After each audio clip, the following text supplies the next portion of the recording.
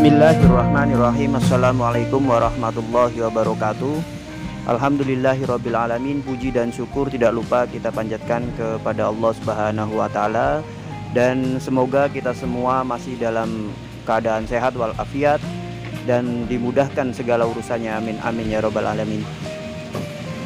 Di kesempatan kali ini saya ingin sedikit bercerita ya tentang pengalaman saya pribadi mengenai kegagalan atau ujian bagi peternak pemula ya, peternak domba pemula atau peternak domba baru. Nah, jadi yang saya alami saat menjalani ternak domba secara langsung gitu kan, awalnya memang saya referensinya dari teman, dari YouTube ya, yang paling banyak sih dari YouTube, dan juga dari pengalaman-pengalaman orang-orang yang sudah beternak. Jadi memang saya sebelum terjun langsung ke dunia peternakan domba, sekitar 1 tahun sebelumnya saya memang sudah mengamati dan mempelajari dan juga mencari informasi-informasi sebanyak mungkin untuk bagaimana sih persiapan dalam beternak domba. Dan setelah alhamdulillah sedikit rezeki terkumpul, akhirnya saya mencoba untuk menanam rumput dulu ya di lahan.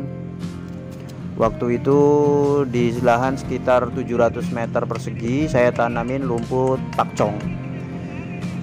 Nah, setelah 3 bulan kemudian rumput sudah mulai tumbuh besar, dan pada akhirnya saya memutuskan untuk kita mulai untuk membuat kandang dan mendatangkan ternak yang saya datangkan. Ini adalah kesalahan, menurut saya sih kesalahan juga, bisa dibilang kesalahan, bisa juga tidak sebetulnya. Ternak yang saya datangkan di awal-awal ini adalah ternak-ternak unggulan, dimana salah satunya adalah domba Garut genetik murni ya. Domba Garut genetik murni ini kita tahu bahwa harganya ini sangat lumayan ya. Jadi bisa 3 kali lipatnya harga domba yang biasa gitu, yang pedaging biasa atau domba sayur. Nah, karena saya terlalu percaya diri bahwa beternak domba itu mudah, dan pada akhirnya kegagalan pertama yang saya alami adalah mati. Jadi ada satu indukan domba Garut kelas B yang harganya juga lumayan, ini mati.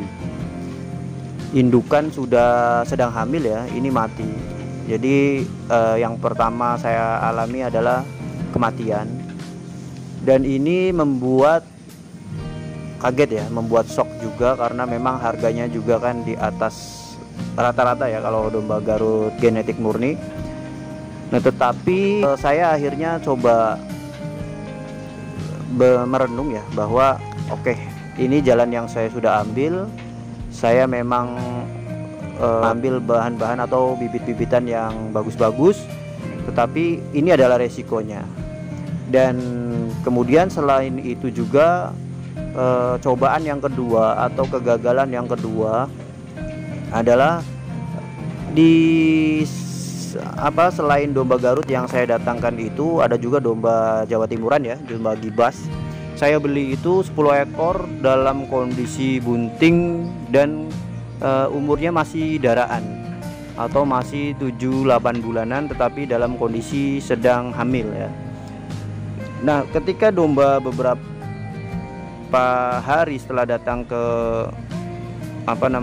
kandang baru, itu yang saya alamin adalah domba ini mulai terkena gejala-gejala penyakit kulit ya, khususnya di bagian mulut ya. Di mulutnya itu kena orf, dan terlihat juga domba-dombanya ini kayak kurus-kurus gitu, kurus-kurus. Dan menurut saya setelah saya coba cari-cari tahu, dan itu adalah cacing ya. Jadi ada 2 cacing yang di rumen dan yang cacing yang di kulit ya, atau di parasit ya, orang sebut parasit.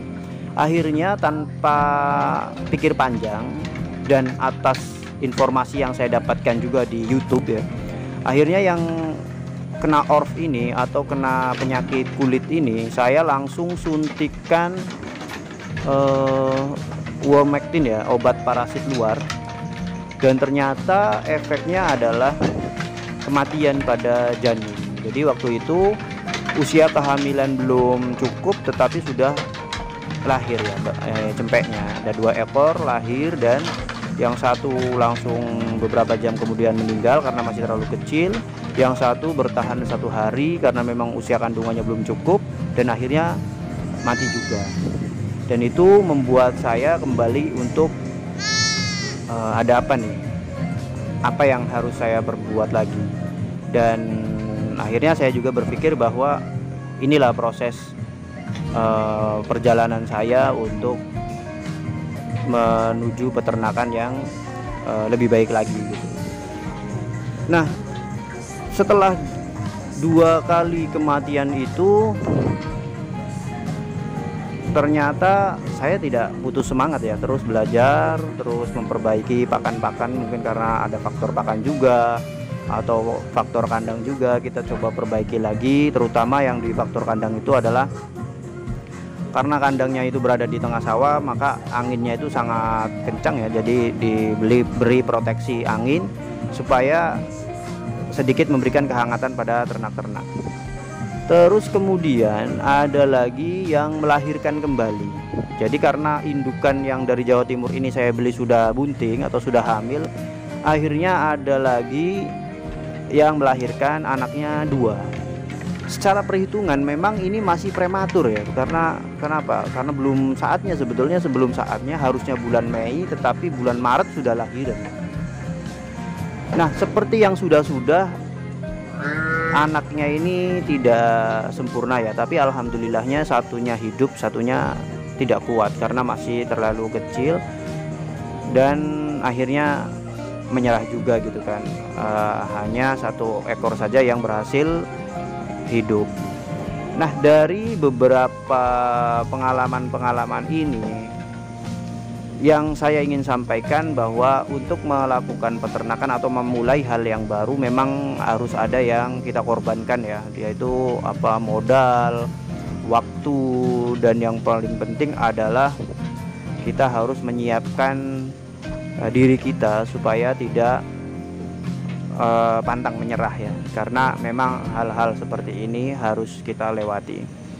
Tetapi yang paling penting adalah yang ingin saya sampaikan bagi khususnya peternak-peternak pemula, sebaiknya ketika lahan hijauan atau lahan pakan sudah siap, kandang sudah siap, untuk memulai beternak itu ambil bibitnya.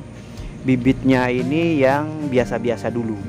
Artinya domba-domba sayur dulu. Kita coba pelihara, kita kembang biakan, terus anaknya kita urus gitu kan. Bagaimana nanti kematian, walaupun nanti ada kematian, itu kerugiannya tidak terlalu besar ya kalau kita ambil domba-dombanya yang domba-domba biasa atau domba-domba lokal biasa.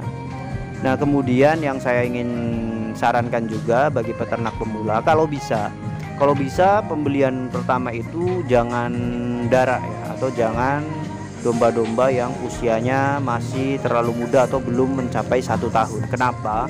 Karena domba-domba yang muda itu ketika beranak besar kemungkinan untuk gagal,